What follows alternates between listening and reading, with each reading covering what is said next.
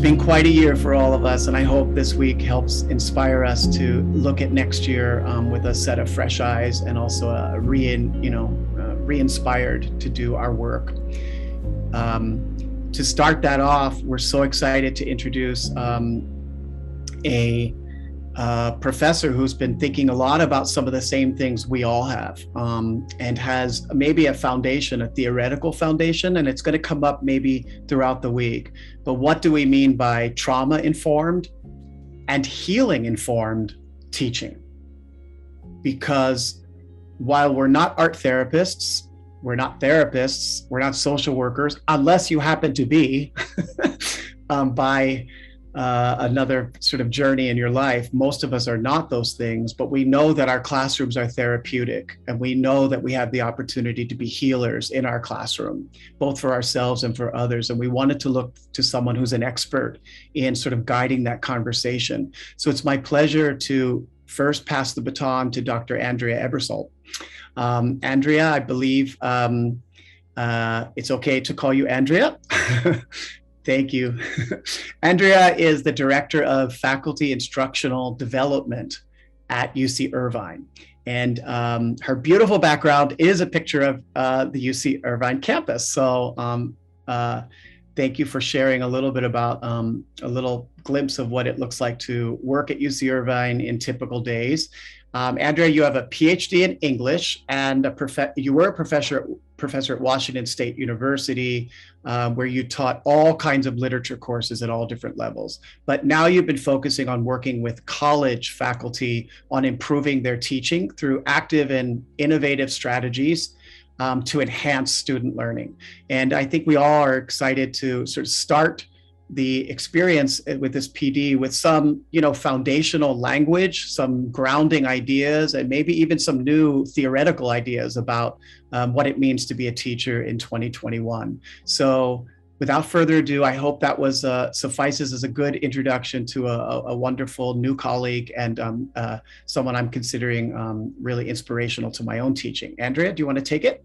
Yes, thank you. Thanks for that introduction, and good morning, everybody. It's nice to be here, and thank you for taking this time to discuss these things and learn about these things, because what you've had to go through over the past 18 months, I don't know about you, but I don't have a whole lot of capacity right now to keep learning and thinking. It's summer, I kind of want to chill out for a bit. So I appreciate you being here and everything that you have done over the past 18 months. I have a 7-year-old, and so getting him through school and kind of understanding and dealing with everything has been a journey just in itself, plus working with faculty at the college level where it was like, okay, tomorrow you need to now know how to teach online. It was a lot. It's been a lot. So I put together a presentation that I'm going to share with you now about creating a trauma-informed classroom and thinking about sort of reflecting on what we have been through, what the kids have been through, and how that's going to continue. It's a great reminder that I've been hearing is that even though it feels like the pandemic's ending or over, it doesn't mean what we've experienced or what we're dealing with is over. Things are going to last longer, and we're not out of the pandemic yet either, is also to remember that, even though it feels like things are finally getting better. So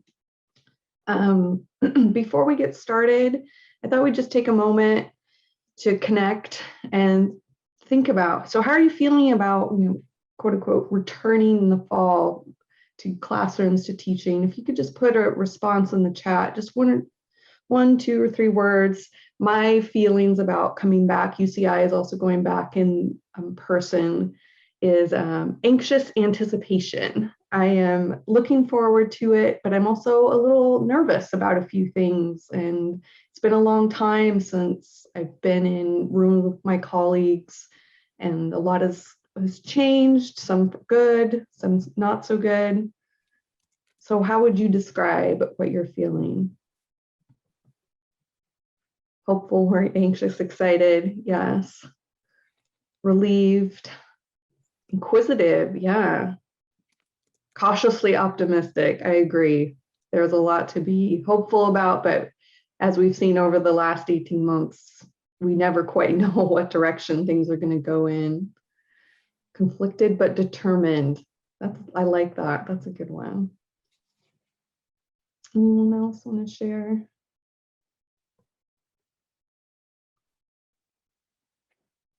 So yeah, a lot of sort of mixed of a little bit of anxiety, defensive, some hope. So a lot of mixed feelings. And so thinking about that, our students are probably feeling a lot of the same. They're probably very excited to be back, seeing you and seeing their friends, but it's been a while for some of them since they've been in a classroom. So what does that look like for them? And so it might be a good practice, what we're doing right now, to do with them. Day one, how are you feeling being back? And seeing their responses. And they can also see that they're not the only ones. If they have sort of these mixed emotions, they're not quite sure what to think of them. It's a great way to let them know we're all kind of here feeling all sorts of different things together. All right.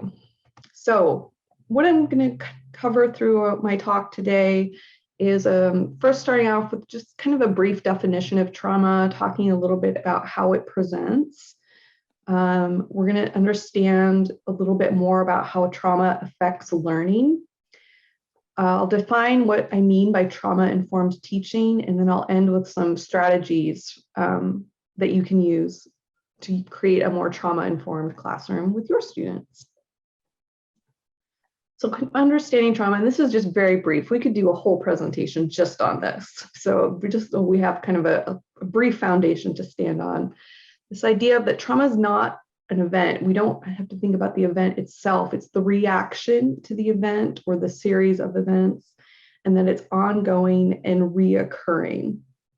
And so an important point that I want to share here as well is what's traumatic for some people is not traumatic for other people. So we can't have a blanket understanding of this is what qualifies as traumatic and this is what is not traumatic.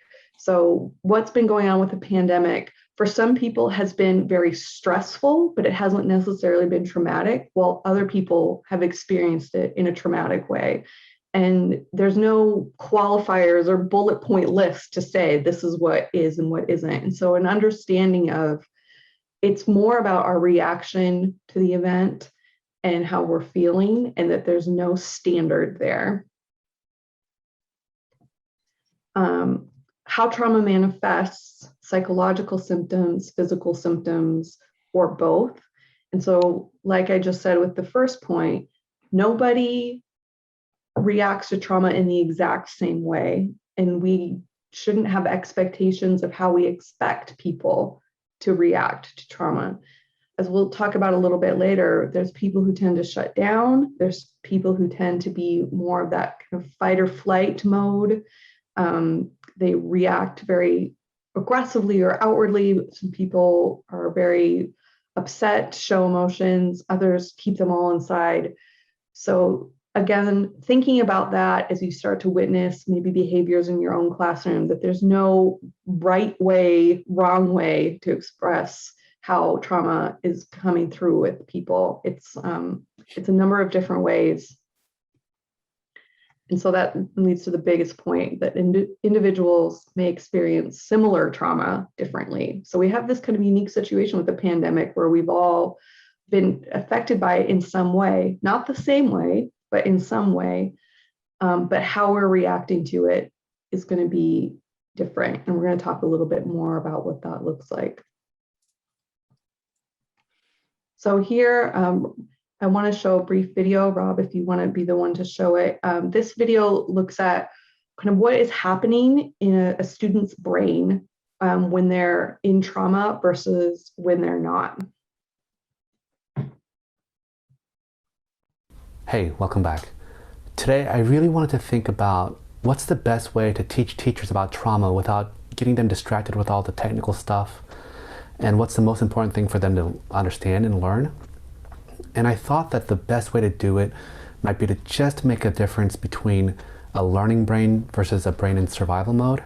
So we'll just call it learning brain versus survival brain. And this is the difference.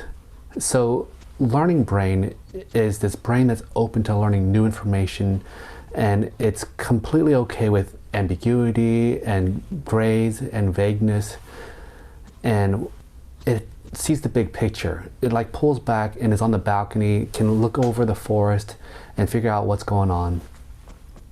On an emotional level, people in learning brain feel calm, peaceful, maybe a little excited about what they're about to learn, maybe a little playful and having fun too, and definitely curious. And they're not afraid of making mistakes because it's just part of the learning process. And so they're not really thinking about themselves. And they actually feel a little bit of confidence that if they just apply themselves, they might pick up what they're trying to learn. Now, survival brain, on the other hand, is completely different. It's hyper-focused on threat. It doesn't like ambiguity. It wants clear, hard facts. It thinks in black and white terms. It doesn't want anything to be gray at all. And then emotionally, you can imagine that survival brain makes people feel panicky, feel like a little obsessive and afraid of getting things wrong. And they don't feel calm and open to learning new things. They just want to get things over with.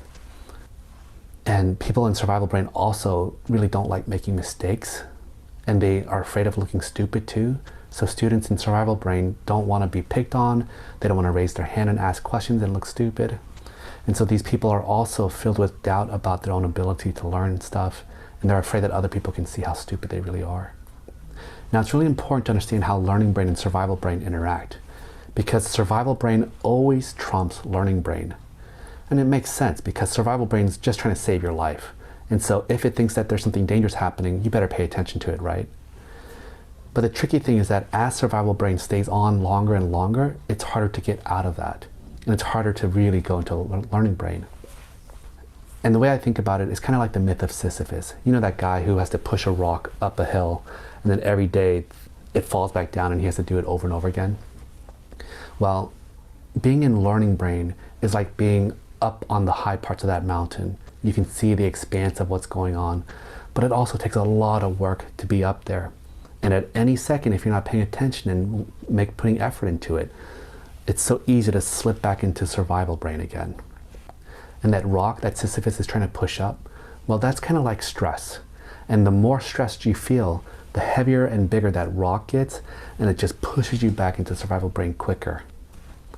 Now, the kicker is that for traumatized people, stress is a really rigid and intense thing. And so with trauma, any little stress makes that rock grow way bigger than it normally would. And because people with trauma misperceive ambiguous situations as threatening and stressful, that rock just stays big all the time. Now, the good news is that the more you control stress, well, the easier it is to be in learning brain, right? Because that rock is a lot smaller. And what I really want to highlight for teachers is that the best way to keep students in learning brain goes back to why I spent so much time talking about attachment. Students best learn when they feel like they're safe and supported by the adults around them. So it's kind of like a baby elephant. You know how like on those nature shows, the baby elephant is like playing with leaves or exploring a tree or something like that and having a lot of fun. And the only reason why they can do that is because there's a whole group of mama elephants around that baby protecting it and looking out for danger. So a kid with trauma or who's stuck in survival brain, it's kind of like that baby elephant who doesn't have protective adults around them. They can't play and learn because they're way too focused looking out for threat and danger. So this is why I really believe that the most important thing that schools need to focus on, way more important than any kind of techniques or curricula, is really whether or not they are creating that environment where students feel like they're surrounded by these big mama elephants who are going to protect them and watch out for them and make them safe. And when students have that, I bet you it unlocks their curiosity, their eagerness to learn, and play as a way to learn.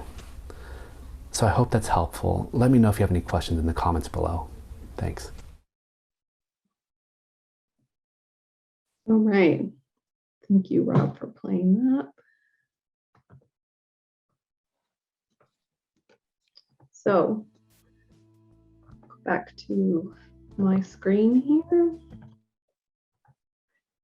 So what I like about that video, it does such a nice job of talking about what's going on in the brain, what's happening here with students. kids who have been through something traumatic or experiencing trauma, and how that literally changes what they're able to learn and do, prioritize, and think about.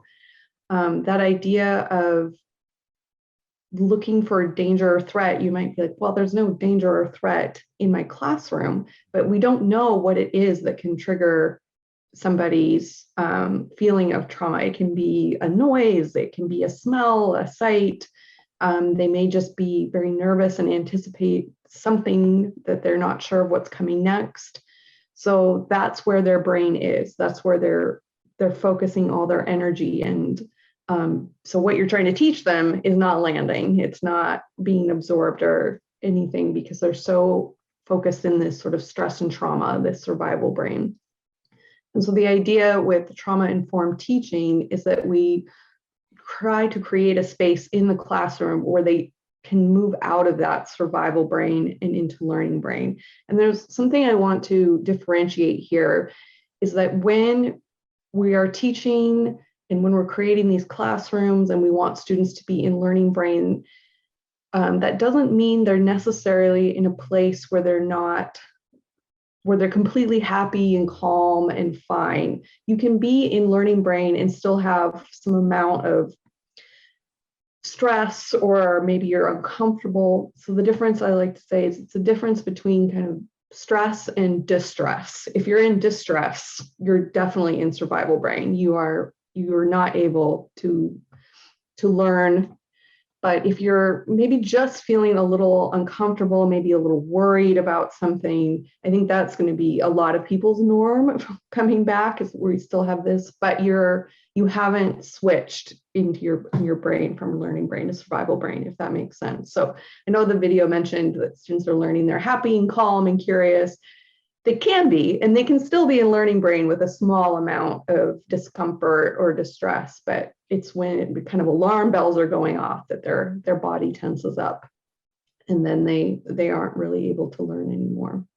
So we're going to talk more about how to help keep kids in this learning brain versus the survival brain. But it's something I just want to point out to think about with yourselves too. I've been talking with a lot of faculty at UCI and reminding them, like, you went through this pandemic as well. Those of you with children also had to navigate doing the remote learning in school and figuring out, how do I also work and take care of kids? Maybe you had family members who were ill and you had to take care of them. Maybe you lost people, et cetera. So think about your own self of learning brain and survival brain as you're going into the classroom, and thinking about what you need to do to make sure that you are in a place of just maybe some anxiety, maybe a little bit of discomfort, but you haven't moved yourself into that distress, because we're not going to be able to be a grounded teacher who can create that space if we're not already in that space ourselves. So it's important to take care of yourselves as well and think about where you are at and what you can do to make sure that you're addressing any trauma that you may have had from the past 18 months. Okay, so what can we do with this information? What is trauma-informed teaching? So sometimes people come to me and are like, okay, so what's the definition? And then tell me what exactly I need to do to make a trauma-informed classroom. And so it's not this first definition. It's not this rigid, predetermined set of required teaching practices or institutional rules. I can't just give you a handout and say, do X, Y, Z, and now you're trauma-informed. What it actually is this perspective or lens through which practices are evaluated and refined, pursuing academic rigor and inquiry in a supportive community informed by lived experience.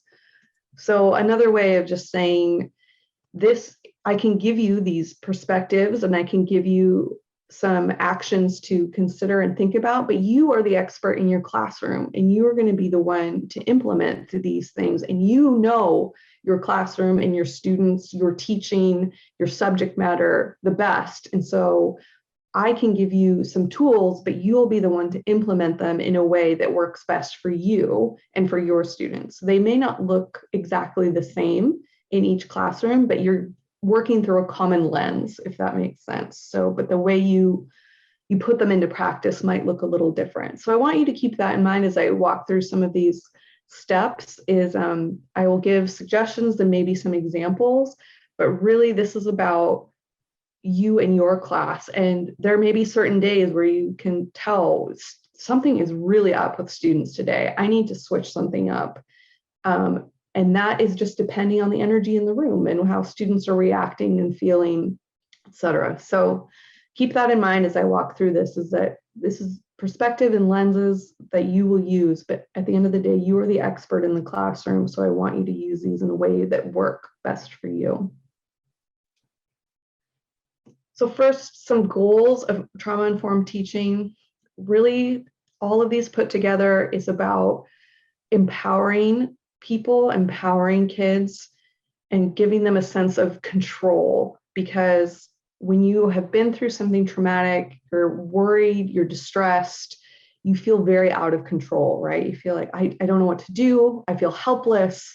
Maybe you've experienced loss. Maybe you're in emotional pain or even physical pain. Maybe people you trusted have betrayed you, or you don't feel like you can trust anybody. So there's a lot of loss of power and sense of self-efficacy, et cetera. And so what we want to do with trauma-informed teaching is try and give the kids in our classrooms that feeling that they're okay, they're grounded, and that they can do things themselves. They have some sense of control. So how do we do that? On the right, here's a list of things to be thinking about with those goals. And again, it comes back to how you implement these is what works best for your classroom. So obviously the big thing is safety. Students will not be in that learning brain if they don't feel that they are in a safe space. I'll talk about some different ways to do that in a little bit. Because we can't anticipate how each and every person needs to feel safe, there's some blanket ways that we can do that. And then also just constantly being aware, checking in, and noticing what people need. The trust and clarity, I'll talk more about this, but a big part of that, especially with clarity in teaching, I talk with my faculty at UCI a lot about that. It seems like, okay, be clear. What does that seem to affect trauma? If, as we saw with that video, if you're in that survival brain, any sense of ambiguity, anything that's unclear is very triggering and very upsetting for people. And so we can help them by being very clear about expectations and why you're doing things, what to do if this happens. I'll give some examples in a bit, but it's really, really helpful. Choice and control, this comes back to the empowerment part of it. When students feel like they have some choice in what's happening, some control over their environment, themselves, it helps keep them more in that learning brain. Compassion and support, and this is something that I want to touch on here, because a lot of faculty come to me and they get nervous, like, I'm going to say the wrong thing or do the wrong thing and actually re-traumatize students or make my classroom feel unsafe for them. So I don't know how to be compassionate and supportive without doing the wrong thing. And I totally understand that. That's a really stressful thing. And something I want to remind you of as the teacher, the faculty member, is if you are not there to solve the problem, you are there to make it a safe space, to show compassion, and maybe help get the student to support that they need to help with their problems. So a social worker, the school counselor, someone with that background, but you are not there to solve their problem, and you shouldn't actually try to solve their problem, because that's where I see a lot of faculty with really good intentions actually re-traumatize or make a situation a little bit worse, because they think, oh, I know what would be best in this situation, and it's actually not what that student needs. So compassion and support, we'll talk more about what that looks like, but I just want to make that very clear. Like, take the pressure off yourself. You don't need to solve everybody's problems or concerns or trauma, but you can offer compassion and support. Collaboration, we find that that sense of community, feeling like you're not alone, that when you're working on something with other students, it helps them feel a little less, like I said, isolated. Oh, other people are here, other people are safe, other people can make me feel okay, and we can do this together. strength-based. So we don't want to constantly be talking about, oh, everything's so hard. It's so hard what you've been through, victim kind of language, et cetera. Like, remind students of what they can do, their individual strengths, et cetera. Start building back that self-confidence. Doing all of this with a sense of cultural sensitivity is important. Again, students' backgrounds, their cultures, their languages are going to affect the way that they maybe are expressing trauma, that they feel that they can and can't do, what they can and can't talk about. So keeping those things in mind. And then again, the ultimate goal of empowerment. And that comes back to a lot of that choice and control. So sometimes I advise faculty, like, say a student's having a hard time, or maybe they even confide in you, they tell you, I've experienced something traumatic and I'm having a hard time. And an empowerment thing can literally be telling them, what would you like me to do right now? Do you want me to listen? Do you want me to help you find support? But let them make the choice. Don't be the one, oh, okay, I'm going to send you to the counselor. And that student may have had a traumatic experience with a counselor, actually, and maybe like, no, it's actually not what I want. But you've taken that choice away from them, and now they don't feel empowered. But they can feel empowered just by you doing something as simple as, what would you like me to do right now? And maybe give them some choices. And they may not know, and that's okay. But that's what we mean by empowerment. Okay, so some steps for creating a trauma-informed classroom. So these aren't like the only steps, and like I said, there's ways to implement them that work for you, but I hope this gives you a kind of a starting point. A big thing is just encouraging and normalizing asking for help. Remind students in announcements, maybe if you're handing things out, something in writing about an assignment or a project or anything, just little reminders that it's okay to not know, it's okay to ask for help with your work, or if you also want to normalize asking for help if you're just struggling in general, if you're not feeling well today, if you're having a hard time in the classroom, that it's okay to tell you, the teacher, and just make that something that they feel that they can take advantage of, but not like you must ask for help. This is, again, this idea of empowerment, and encourage and normalize those things. And being clear with the expectations, the purpose of assignments, directions, etc. As I said earlier, this is all about just taking that anxiety and ambiguity out of it. If a student is like, I'm not sure exactly what I'm supposed to be doing right now, that's what they're focused on. Their brain is going, what's going on? What's going on? What should I be doing? And the whole learning goals of the assignment or whatever they're doing is lost. And I encourage it to be in writing and an announcement, so something verbal as well as something written. If they're struggling and stressed about something and you just say directions verbally, it usually goes in one ear and out the other, right? And so then they're stuck sitting there going, wait, what did he say? Wait, what did she ask me to do? And so having it where they can read it, they can hear it, a number of ways that they can also return to that information. I forgot what you said to do. Oh, wait, it's still up on the board. Okay, good. So it's an easy thing, but it really does make a big difference in how students can respond and what they focus on. Finding places for choices. So this is really where it comes into what works well for you in your classroom. But when they're doing a project, or there are different ways they can do it, or there are multiple choices for what the project is. They're working on something, an art project. Can they choose their materials or the approach? So the advice I give is offer the scaffolding. So you don't want it to be just a free-for-all, like, okay, go do a project, you decide everything, it's all your choice. That is very overwhelming, because then they're like, wait, what are the expectations? What am I supposed to be doing? It's too much. So the scaffolding, the outline of it. Here's the purpose and the goals. Here's some directions. I want you to do this, but maybe you can choose what colors you do it in, or maybe you choose what text or book you're focusing on, things like that. So they have the foundation, the scaffolding, but then they have small choices that they can make that doesn't overwhelm them, and they're still clear about what they're supposed to be doing. And then finally, for this slide, offering that compassion and support. Something I encourage faculty to do at UCI is to acknowledge difficulties, acknowledge what's happened the past 18 months that's been difficult. Or maybe you teach a class that students have anxiety about. Maybe they've heard there's a really hard project or something to do, and acknowledge that, so we have some big work to do here. Some of it's hard, but I know you can do it. And I know you can do it. I don't like the but. And I know you can do it. So acknowledge difficulties, but also try to build them up and know that you're there to help, that we're doing this together as a class, as a community. We're giving encouragement, detail those opportunities for help. Maybe you have a tutoring center, or you have other places that students can access support. So we don't want to pretend that things haven't been hard, or that things aren't going to continue to be hard, or they might encounter something difficult, but giving them the tools and the understanding that the class is there to help, you are there to help, your school is there to help.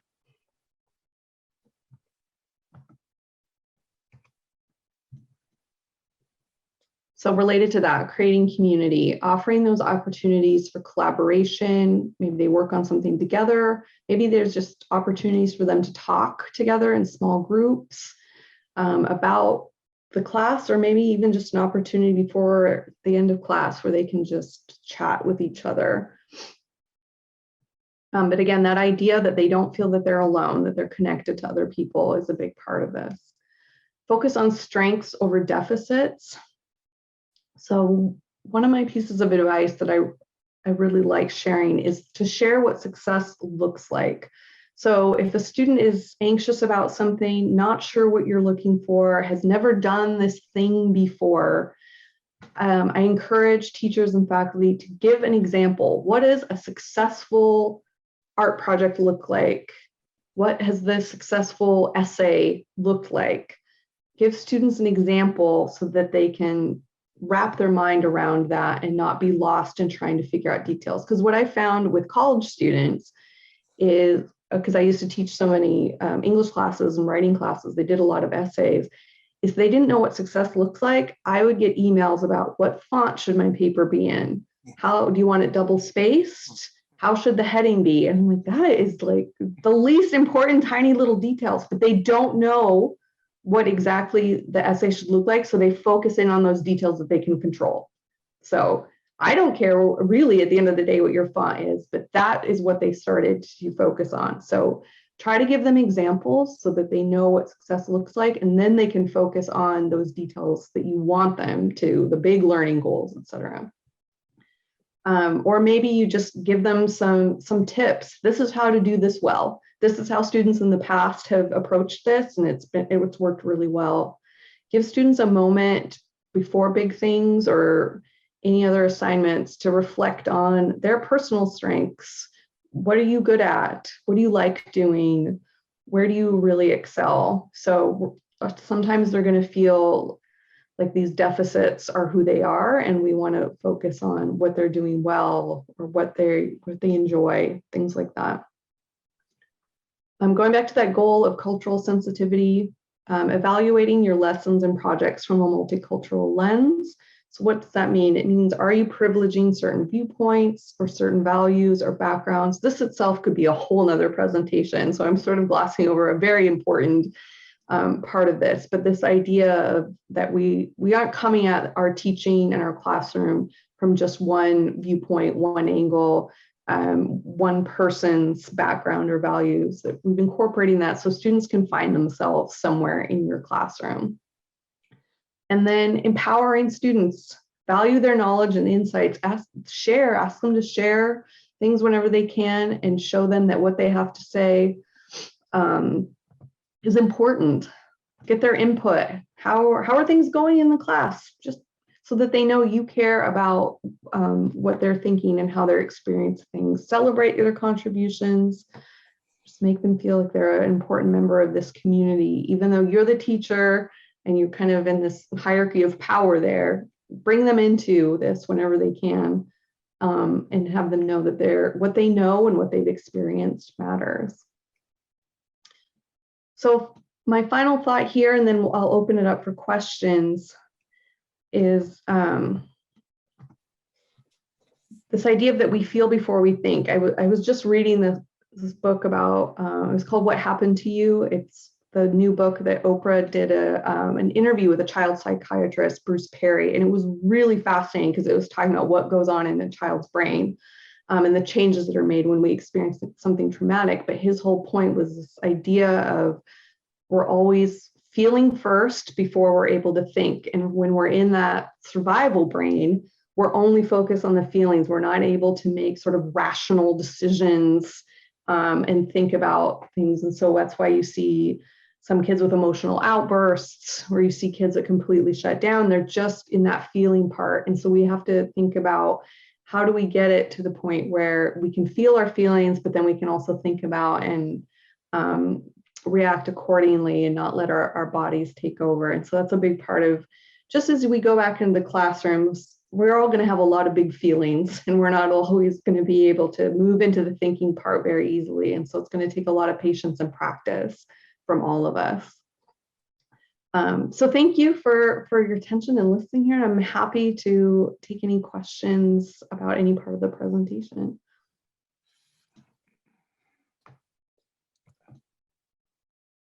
Yeah, Erin, you have your hand up. Go ahead. Hi, thank you so much for the introduction, just presentation. That was great. I have one student in my mind. He's kind of, I don't know, it's very difficult as a teacher and also a mom. It's very difficult to juggle between the public school's demand and also the student's condition. Do you understand, like, how to juggle and how to judge, how to balance? This student is obviously is a good student, but at the same time, previously he has lied before. And I think he might feel sensitive and might even threatened. So, like, I have had experience trying to get to this student, like he would just shut down. So I guess I want to, this is your question, also open discussion on, like, what do you advise? Like, how do I make this survivor brain to learning brain in such a short period of time, short period of demand of time, while you have other students, other responsibility are following? Yeah, that's a great point. I mean, you have a lot of demands on you as a teacher with other students in the room, rules and regulations, et cetera. So what I would say here, and that's a difficult situation where you have a student that can be demanding of your time, causing disruption while you're also understand about what may be going on. I would put this out there to consider that you may not be the one that can help the student move from survival brain to learning brain. Some students have had traumatic experiences with teachers, and you don't know if that's the case. You, as the teacher, may be a trigger. It has nothing to do with you personally, right? We don't know what has happened in the past with this student. And so in that, if you've tried some of these things, you've set up a trauma-informed classroom and students are still struggling, which will be the case. Again, this isn't like, now I've made a perfect classroom and everyone will be fine. There are students who have been through a lot. They have a lot of trauma on top of maybe other challenging circumstances. So I would advise to maybe, if there's other supports, people you can talk to, the school principals, counselors, et cetera. It sounds like this is a situation where you would need more support than what you can give to this student, and that maybe that you pulling back and seeing if other people can help the student. It's a complicated situation. I feel like I'm giving you a very small answer here, but I would just put that out for consideration, that it's great that you're recognizing that these behaviors may be coming from somewhere, but we also have to recognize that maybe you as the teacher can't be the one to try and move this student into a better place. It sounds like they may need more support, and you need support as well. Yeah, I think, and it has to do with like going through the puberty period, like middle school. Yeah, it's a lot. Yeah, so I think, I know I cannot solve it, but I do want to, so, I do want to help and support Yeah. So yeah, any suggestion, or like how do I talk to the students, or I don't know. I know. I wish I could give. I don't have a background in social work and counseling, so I want to make that line clear too. I would talk to some, if you have school counselors, school psychologists, principals, I would talk to them and see, because I think this is a situation where it's going to be kind of a village effort, right? A lot of more than just you as the individual teacher. Especially, like I said, if this student has had bad experiences with teacher in the past, that's where someone beside the teacher may need to come in. Okay. Isaac, yeah, you have your hand up. Hello. Some of the things that I've been considering, and I kind of want to know what is your input. The pandemic has been very impacting to a lot of people and everyone. Meditation has been very helpful. I'm not a pro at meditation, but I'm kind of learning how to meditate and trying to concentrate on that. Would you encourage mindfulness with students who are experiencing trauma? And then also, I was also thinking of having gratitude journals where maybe we can have towards the end of the day, students express or write what are they grateful for that day, and it doesn't have to be shared, or maybe it can be private for them to make it more safe, because I know that students sometimes would not like to share. So I myself have been practicing with gratitude journal, but not with the students, and this is something that I want to definitely bring back to the classroom and take a moment to have mindfulness and a gratitude journal. Would you encourage for that to happen? Those are great ideas. I love that they would have a gratitude journal that they don't share. I think that's an important part of it. They don't have to turn it into you or anything like that. The meditation and mindfulness, also there's a lot of really positive response about that out there. Here's one thing I would add perhaps to it, is that if you take, let's say you have like 5 minutes where you have students to sit with their thoughts, or maybe you're playing music or something, is to offer them to not do it. So maybe they could move quiet, maybe they just walk quietly around the classroom, or how can they do it in a way that works for them? Because maybe sitting still in silence is actually very triggering for them. I know that might make them very uncomfortable and raise their anxiety, where other students might find it very calming. But if one student was like, if I can move around, if I can walk, there's a lot about how rhythm kind of calms us all the way back from that's why you rock babies. So that idea of like, oh, maybe you just want to walk quietly. Maybe you'd rather be writing while you listen to music. So just that idea. I love the idea of giving that moment to reflect, but maybe giving them some different ways to do it that would work for them. Thank you. Lots of good ideas and comments in the chat here too. Thank you. We have faculty meetings started with 5 minutes of breath and mindfulness. I totally agree. It would be such a better space. Brian, are you raising your hand? Yes, am I on? Yeah. Okay, great. I was going to say the most important thing you said, of course, you said so many important things. It's hard to pick. One of the things you said early, which I think I really caught my attention, was speaking about not dwelling on what happened and trying to move forward. And I just really kind of took that to heart.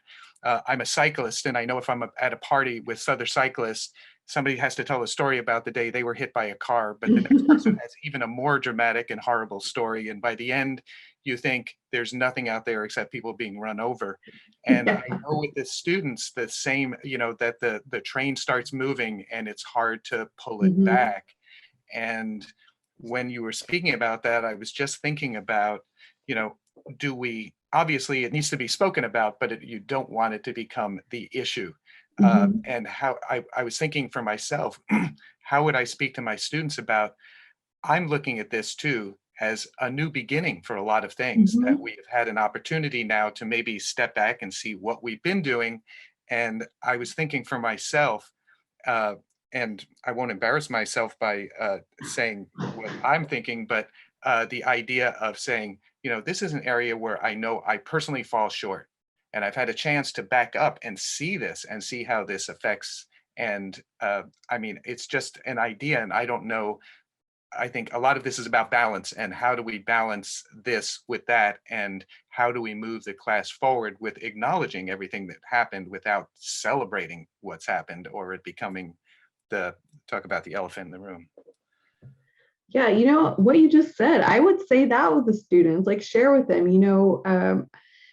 what have we been doing? What have we had to do differently? How is that going to inform us moving forward? Because I don't think, sitting down and being like, okay, this is what's happened to us. Now here's how we're going to get through it, ABC, and now we're fine. Like, again, we've all experienced differently. We're all going to need to move through this differently. But I love that idea of reflecting with your students about how has this changed maybe the way you think about certain things, or are you going to do things differently going forward? Did it affect relationships or the way you see the world, et cetera? And giving them a moment to think about that and to pull out, were there any things that changed for the positive? Did you learn something about yourself through all of this? I think I'm sorry, the last thing I did want to add is, because I really felt like my question or comment was really dovetailing off of what Isaac had just said, and the idea, and that's why I love these gatherings and workshops, is that from the mouths of teachers come really amazing ideas. And I thought, a gratitude, a book, what a great idea, what another simple idea to allow these students to move forward. So Isaac, thank you so much. I mean, I'm like ready to get going, but great idea. I agree. Yeah. And people are talking about chronic toxic positivity for sure. And sharing with students that, this has been hard for you. I think that helps build that feeling of community, and that they're not alone, and that it's not hard just for only them. Thank you. Yeah. Any last question, comment before we end here? Well, thank you so much, everybody. I hope that was helpful and give you some things to think about. And I really appreciate the opportunity to talk with you all. Good luck with everything as we get ready for fall.